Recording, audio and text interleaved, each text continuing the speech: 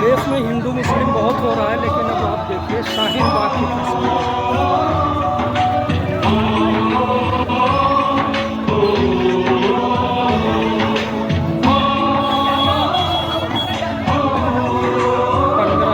हजारों सर कटे थे तब उगा था आज का सूरज। मुबारक हो तुम्हें अहले वतन ये जश्न आजादी।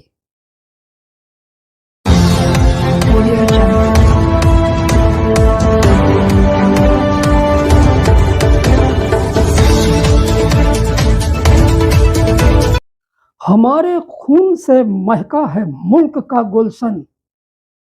भारत तो हर मुस्लिम की सांसों में धड़कता है। मैं अगर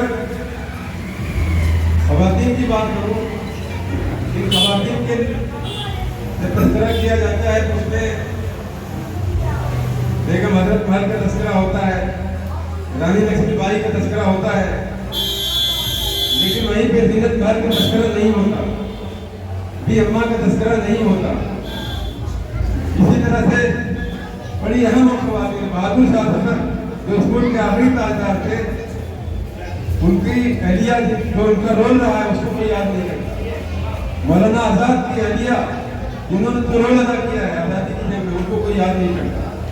पंडित जवाहरलाल नेहरू की बहन सुभाष चंद्र बोस भी, इसी तरह से जितने भी आजादी के रहनुमा हैं उनकी बीवियों का, उनकी बहनों का, उनकी बहुओं का। आप सोचिए कि मैं अगर भी अम्मा का तस्करा करूँ, जो मौलाना मोहम्मद अली जौहर जो जामिया मिलिया के फाउंडर हैं, जो खिलाफत मूवमेंट चला रहे थे, जिनकी उम्र तकरीबन 80 से क्रॉस कर गई थी, मौलाना मोहम्मद अली जौहर जेल में थे और कहीं से इन्हें खबर मिली कि शायद वो माफी मांग के बाहर आने वाले हैं। तो उस वक्त मैंने तारीख में पढ़ा कि भी अम्मा जो उनकी माँ, उन्होंने ये बात बहुत तेजी के साथ, बहुत श्रद्धे के साथ कही थी, जो मैं आपके सामने रखना चाहता हूँ कि अभी इन बूढ़े कलाइयों में मेरे इतनी ताकत है कि अगर मोहम्मद अली ने अगर माफी मांगी और जेल से बाहर आया तो मैं उसके गले को घोट सकूं। इतनी ताकत। हिंदू है अगर जिस्म तो धड़कन है मुसलमान। इस मुल्क के मिट्टी की तासीर निराली है। जिन्होंने हिस्सा लिया तो उसमें बहुत सारे ऐसे हैं जिनका तस्करा ही नहीं, जैसे मौलाना हसन मोहानी जिनकी बड़ी कुर्बानियाँ हैं, और मौलाना मोहम्मद अली जवाहर, मोहम्मद अली गौहर, तो ये तमाम तरह की चीज़ें रजिया सुल्ताना।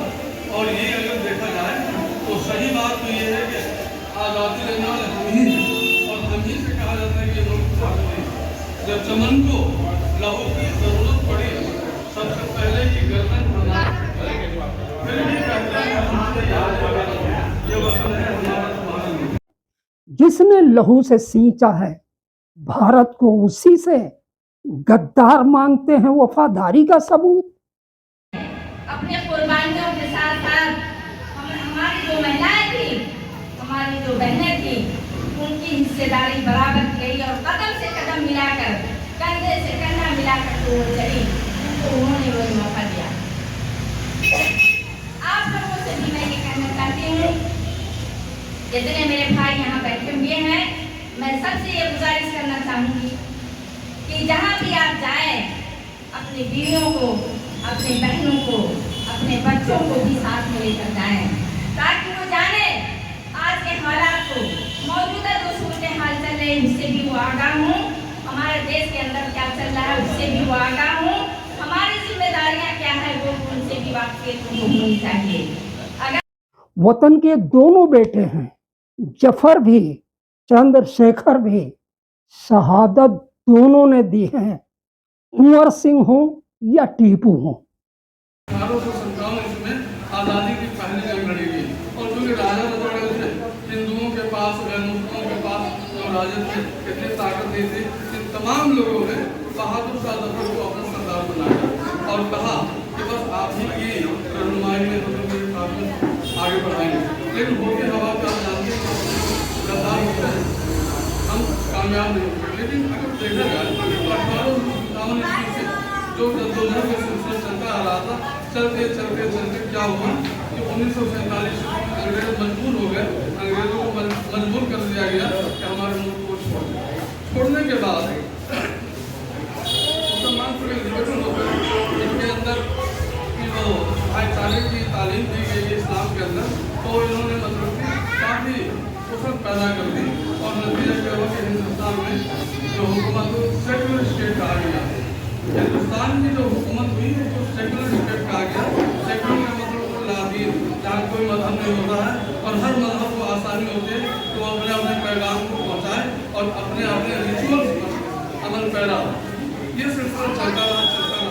लेकिन अभी जो ये रुआर है शैतानी ताकतों की तरफ से, वो ये है कि हमारे इस्लामी तहजीब है उसको खत्म किया जाए। लेकिन बात यह है कि अब तक तो मुसलमानों की जो बात थी, अब इस्लाम पर जो बात आ रही है तो मेरा दिल कहता है कि इंशाअल्लाह ताला ये मामला दबने वाला नहीं है।